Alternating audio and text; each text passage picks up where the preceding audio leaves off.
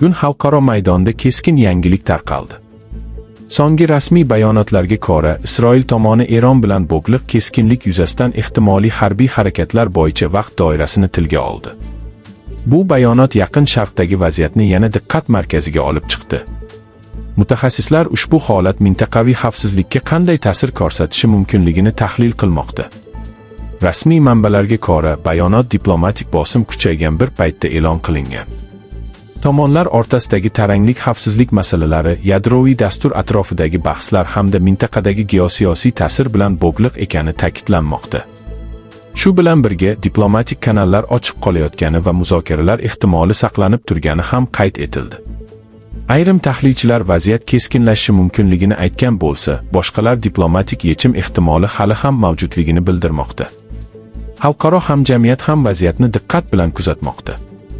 Bir qator davlatlar tomonlarni keskinlikni kamaytirishga va muzokaralarga qaytishga chaqirdi. Birlashgan Millatlar Tashkiloti vakillari esa bayonot bilan chiqib, mintaqada barqarorlikni saqlash muhimligini ta'kidladi. Diplomatik yo'l orqali muammoni hal qilish eng maqbul variant sifatida ko'rilayotgani aytilmoqda. Shu bilan birga, ayrim davlatlar o'z fuqarolarini ehtiyot choralariga amal qilishga chaqirgan.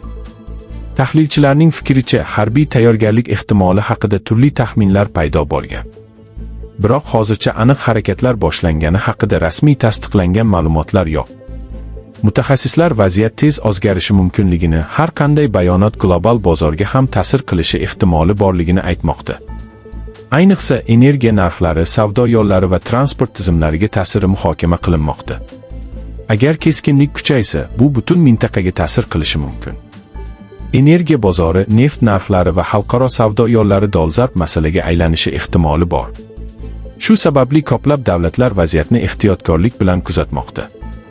Siyosiy tahlilchilar kelgusi kunlar hal qiluvchi bo'lishi mumkinligini ta'kidlamoqda. Hozircha vaziyat rivoji kuzatilmoqda.